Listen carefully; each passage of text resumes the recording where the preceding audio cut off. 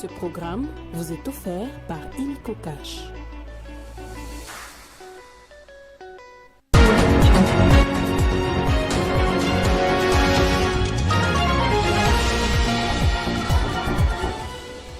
Conformément aux dispositions de l'article 114 de la Constitution, la validation du pouvoir des sénateurs a été faite ce jeudi par le bureau d'âge. Pour l'instant, la Chambre haute compte 84 élus. Il faut savoir que deux provinces, dont Kwilu et le Nord Kivu, n'ont pas encore tenu l'élection des sénateurs. Élection des gouverneurs et vice-gouverneurs dans le Congo central, la décision de la Cour constitutionnelle annulant celle du Conseil d'État. Nous avons interrogé l'expert en droit sur les fonctions de la Cour constitutionnelle, du Conseil d'État et même de la Cour de cassation. Vous écouterez Maître Willy Winga dans ce journal.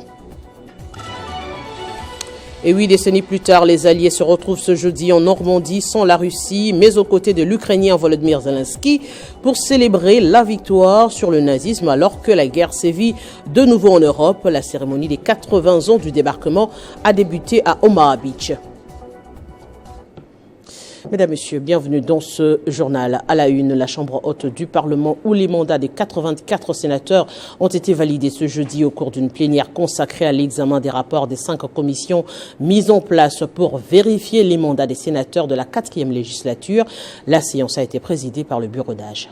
Après examen de ces différents rapports, les 84 premiers sénateurs élus ont été validés par la plénière. Dans la présentation de leur rapport, les 5 commissions ont expliqué qu'elles ont procédé par la consultation de procès-verbaux annexés à la décision de la Commission électorale nationale indépendante relative à l'élection des sénateurs par province, le comptage des dossiers physiques transmis par la centrale électorale et par la vérification des pièces constituant le dossier de chaque sénateur élu. Plusieurs autres éléments ont été vérifiés, dont notamment l'original de la lettre de consentement conforme au modèle fixé par la CENI et signé par les candidats, 4 photos format passeport et une fiche d'identité suivie d'un diplôme et du curriculum vitae détaillé, conformément à l'article 132 de la loi électorale. Par ailleurs, il a été demandé aux sénateurs qui occupent d'autres fonctions incompatibles à leur statut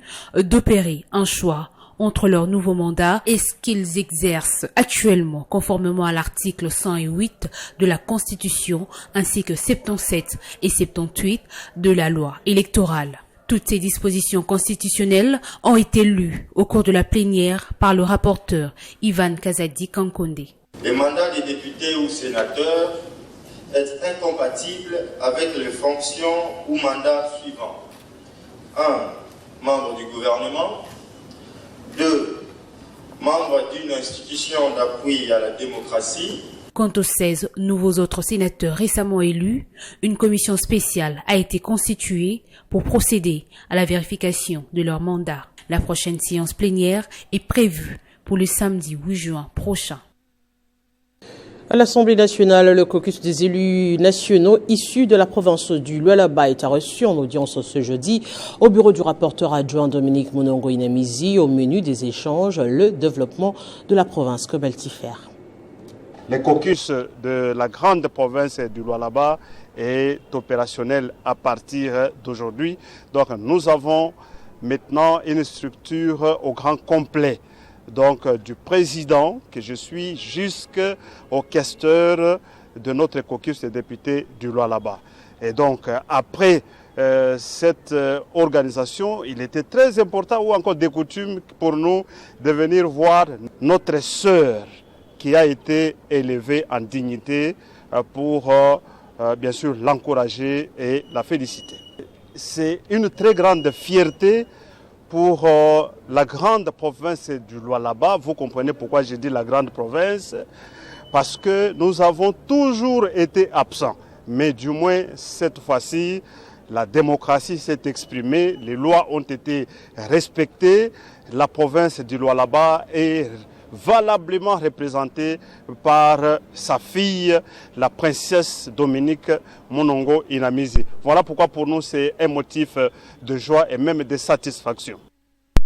Assainissement de l'appareil judiciaire, le procureur Firmin Vondé a échangé avec les hauts magistrats ce jeudi à Kinshasa. C'était une réunion technique qui abordait tous les aspects relatifs à l'administration de la justice. Firmin Vondé a au cours de cette séance appelé les magistrats au bon sens et chacun est appelé à se conformer à la vision du chef de l'État. Cette réunion technique entre les procureurs généraux près la Cour des cassations Firmin Vondé et les hauts magistrats a duré plus de 2 heures et s'est tenue dans la salle des réunions du parquet général près la Cour des cassations. Au cœur de cet échange, plusieurs problématiques qui gangrènent la justice, Firmin Vondé a insisté sur l'assainissement de l'appareil judiciaire. Il était question d'une réunion technique qui a abordé tous les aspects relatifs à l'administration de la justice, spécialement en ce qui concerne la justice telle qu'elle est gérée par moi en rapport avec les magistrats sous mon contrôle. Il s'agit de faire voir que la justice est désormais non pas celle qui était passive, en train d'attendre que tombe ailleurs un son de cloche, mais nous serons présents là où elle doit se trouver. En d'autres termes, les antivaleurs, d'où qu'elles viennent, des milieux divers, qu'elles viennent des magistrats ou de tout autre milieu, vont rencontrer les magistrats sur notre chemin.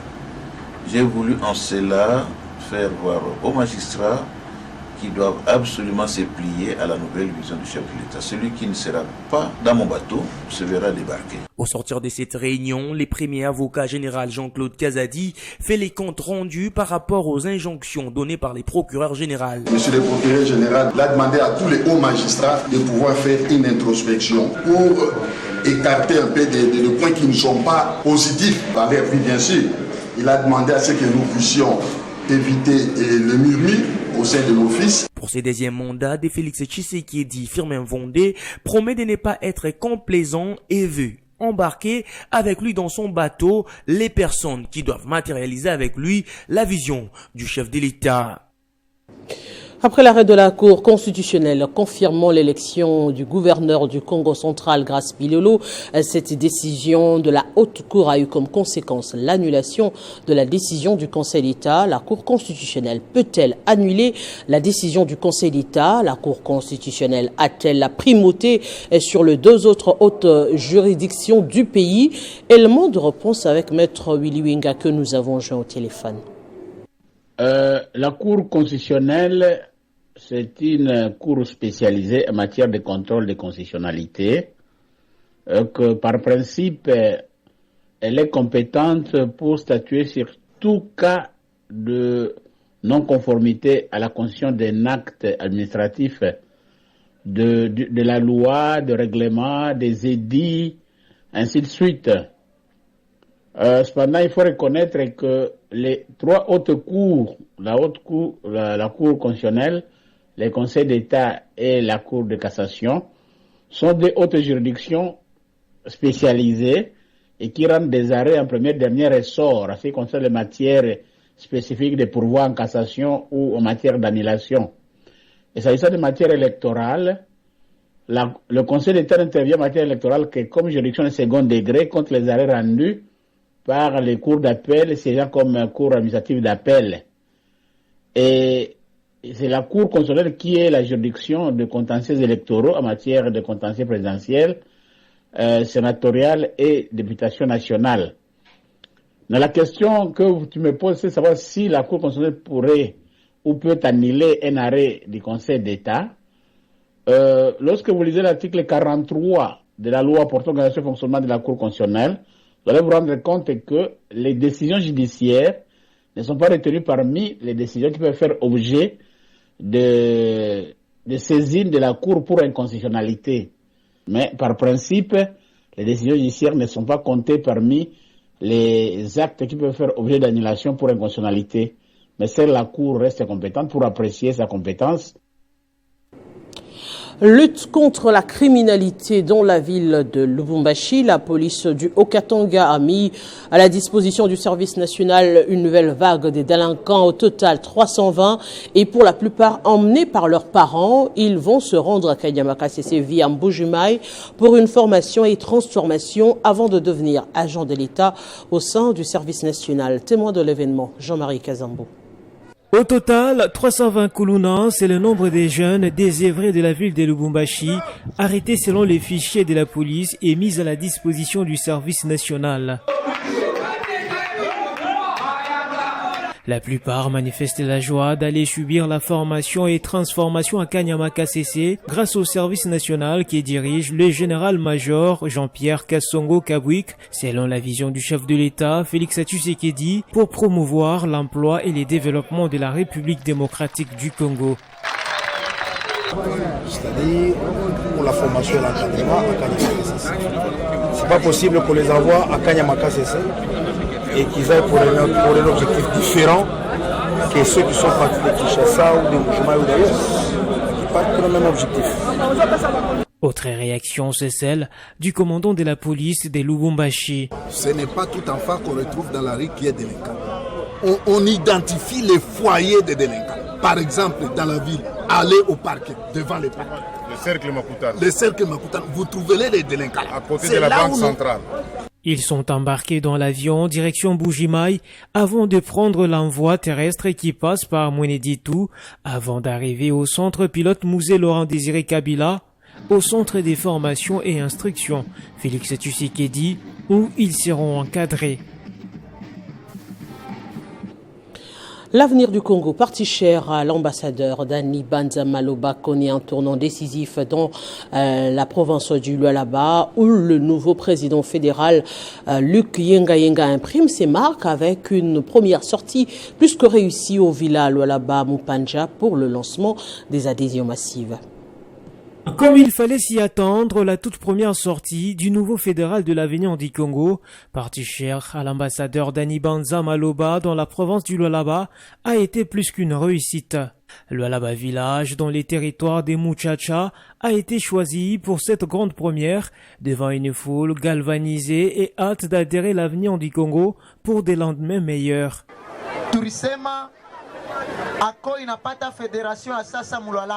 Habillé aux couleurs de son parti chéri et accueilli en pompe, le tout nouveau fédéral Luc Yenga, en un vrai soldat de son mentor politique Dani Banza Maloba, a prêché la renaissance du parti dans la riche province du Lualaba avant de rendre les hommages plus que mérités au père fondateur de l'avenir du Congo.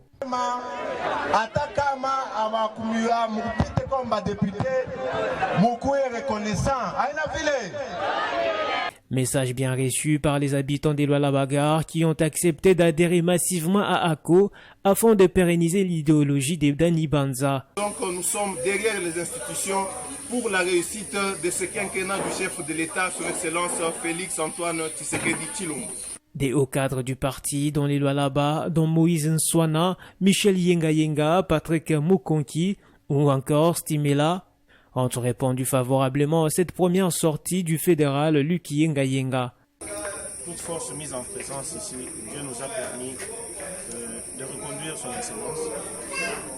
Mais précisément ici, dans la province du Lualaba, nous sommes beaucoup plus venus pour soutenir cette redynamisation de la fédération du Lualaba. Désormais, l'avenir du Congo prend un tournant décisif pour les jours à venir grâce au dynamisme de Luc Yenga qui rêve un grand pour le parti de son modèle politique, Dani Banza Maloba.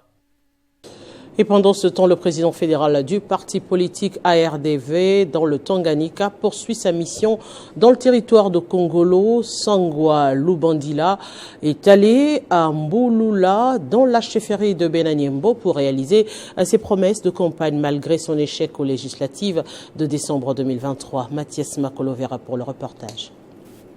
épris d'une bonne foi d'aider ses frères et sœurs du territoire des Congolos à travers les œuvres sociales, Sangwalou Bandila, coordonnateur national de l'ASBEL, les Amis de Sangwalou Bandila, s'est rendu ce mardi 4 juin à Mbouloula, chef-lieu de la chefferie de Benanyembo, distant de 60 km de Congolo centre, où il a été accueilli en pompe. L'objectif de cette descente était d'accomplir sa promesse faite aux populations de toutes les chefferies des Congolos lors de sa campagne électorale ou encore lors de l'implémentation de son ASBEL. À travers sa fondation, Sangwalou Bandila prend en charge plus de 20 000 femmes pour leur formation andragogique en leur dotant des fournitures scolaires nécessaires et en prenant en charge tous les enseignants commis à leur formation. À ce jour, des écoles qui accueillent ces femmes pour leur apprentissage sont dotées d'étoiles et des enseignants bénéficient de leur prime de prestation de 6 mois, ce qui est satisfaisant pour les bénéficiaires.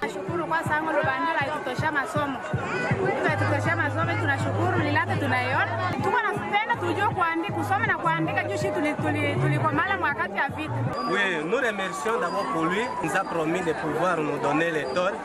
Et aujourd'hui, nous venons de les recevoir. Nous remercions beaucoup.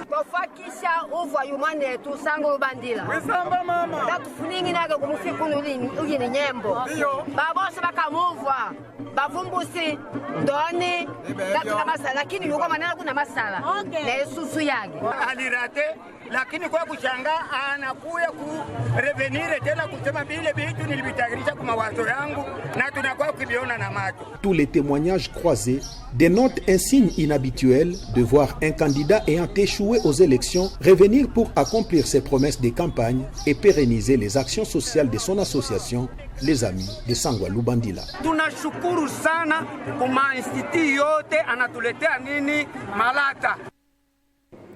C'est le samedi 8 juin que plusieurs jeunes du Sud Kivu, plus précisément ceux de l'espace Le Zoo, vont réfléchir sur l'avenir de leur territoire. Et en marge de cette activité, le député national Trésor Moutiki et quelques jeunes leaders de ce coin du pays vivant à Kinshasa ont mûri les grandes lignes de ce débat. Mercredi, nous sommes à Sultani Hotel. Dans cet échange éclair de haut niveau, tous ces jeunes leaders de la communauté Lega, basés à Kinshasa, ont compris que le temps est venu de tout faire pour développer leur territoire, souvent oublié. Le député national Trésor Moutiki, élu du territoire de Mwenga, qui a aussi pris parole après avoir écouté ses frères Lega de Kinshasa, a noté quelques points qui feront débat au cours de la rencontre de ce week-end. Nous pourrons parler des défis environnementaux, les dangers liés à l'exploitation illégale des minéraux et la dévastation de l'écosystème à l'ère où la RDC est présentée comme pays solution face au réchauffement climatique, ce qui fait que notre espace risque de ne plus figurer parmi les bénéficiaires des dividendes générés grâce au carbone stocké dans nos forêts, eau et services écosystèmes associés nécessaires pour atténuer les impacts des catastrophes et renforcer la résilience des communautés évaluée à une valeur estimée à plus de 223 à 398 milliards de dollars. Défis infrastructurels. Dans toutes ces facettes, ce qui fait défaut du développement économique de notre espace. Les réalités étant les mêmes partout. Mwenga, Chabunda, Pangi, Walikale. Défis politiques. Ils constitueront la charpente de notre entretien du fait qu'ils soient au centre de nos lamentations collectives. En politique, il n'y a pas de cadeau. À noter que les organisateurs de cette activité prévue ce week-end invitent tous les jeunes Lega de 8 territoires du Sud Kivu à prendre part à cette conférence dont les discussions tourneront autour de l'avenir de leur coin dans tous les domaines de la vie. En dehors de nos frontières, ce jeudi 6 juin marque les 80 ans du débarquement des forces alliées en Normandie, une région du nord de la France. La journée a été marquée par les commémorations à la plage Omaha Beach en présence des nombreux chefs d'État et de gouvernement, mais aussi des vétérans. On fait le point de la situation avec Eric Tambois.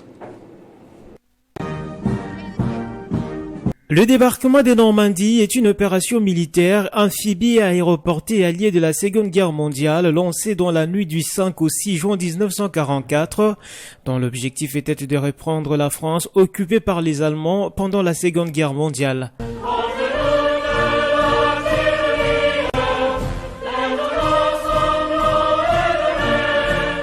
8 décennies plus tard, les Alliés se sont retrouvés ce jeudi en Normandie, région du nord de la France, sans la Russie, mais aux côtés de l'Ukrainien Volodymyr Zelensky, pour célébrer la victoire sur les nazismes alors que la guerre sévit de nouveau en Europe. Des chefs d'État, rois ou reines, représentants des pays alliés ou ennemis ont participé aux côtés du président français Emmanuel Macron.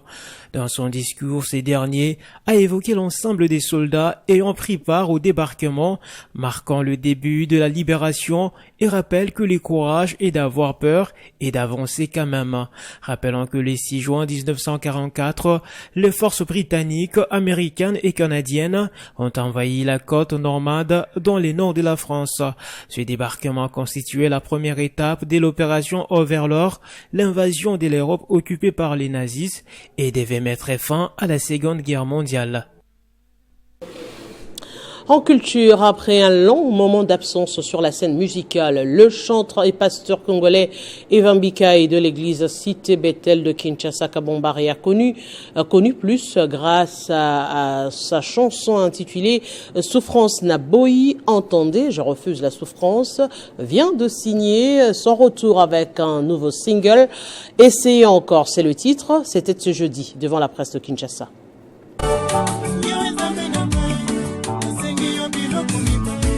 Effacé de la scène musicale depuis belle lurette, le pasteur titulaire de l'église Cité Bethel Kabambare, Evan Bikai, décide finalement de mettre fin à ses années d'absence sur les marchés musicaux. Il l'a dit, c'est jeudi lors d'un point de presse. Dans l'album de Matembelela, il y avait 8 chansons. Quelle autre chanson vous connaissez en dehors de Matembele dans cet album-là? Donc c'est pourquoi maintenant je vais y aller chanson par chanson. Ça va me permettre de bien véhiculer le message. L'homme des dieux revient fort avec un single intitulé « Et c'est encore ». Nous, les musiciens chrétiens, on n'a pas besoin de fanatiques. Nous n'avons pas besoin de fanatiques. Nous servons le Seigneur par les cantiques. Et nous ne servons pas le Seigneur, et disons, nous ne chantons pas pour devenir des stars avec des fanatiques derrière nous, qui vont former des camps comme les camps de musiciens du monde. Moi je suis pour tel, moi je suis pour tel. Ça, la Bible même l'interdit. Et c'est encore est déjà disponible dans toutes les plateformes de téléchargement et sur le compte YouTube Pasteur Evan Bikai.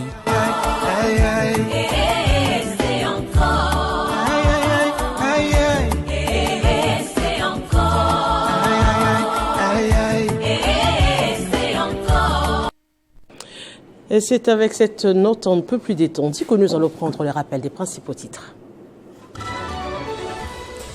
Conformément aux dispositions de l'article 114 de la Constitution, la validation des pouvoirs des sénateurs a été faite ce jeudi par le bureau d'âge. Pour l'instant, la Chambre haute du Parlement compte 84 élus.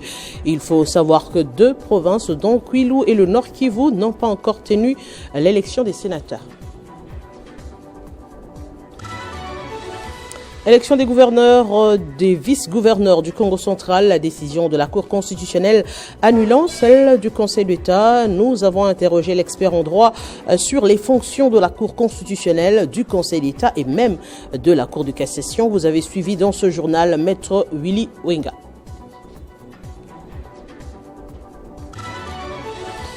Et 8 décennies plus tard, les Alliés se retrouvent ce jeudi en Normandie sans la Russie, mais aux côtés de l'Ukrainien Volodymyr Zelensky pour célébrer la victoire sur le nazisme alors que la guerre sévit de nouveau en Europe. La cérémonie des 80 ans du débarquement a débuté à Omaha Beach. Mesdames et messieurs, ce journal est complètement terminé. Merci de votre attention soutenue à Télé 50 et à très bientôt.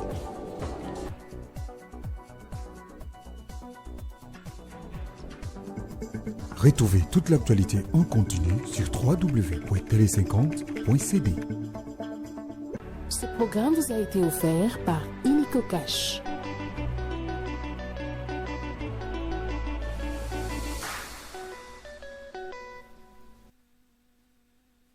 La grande famille d'Isao informe les amis et connaissances les décès de leur mère, sœur, grand-mère, tante d'Isao Henriette. Les programmes des obsèques se présentent de la manière suivante. Vendredi 7 juin 2024 à 18h, éveillé mortuaire dans la parcelle familiale sise sur l'avenue Oshwe, numéro A15, quartier Matongué dans la commune de Kalamou, référence Kinmarché Oshwe. Levé du corps de la morgue de l'hôpital de référence Kitambo, recueillement et départ pour le cimetière de Toto Lembolo dans la province du Congo central. C'est communiqué, tient-le de faire part.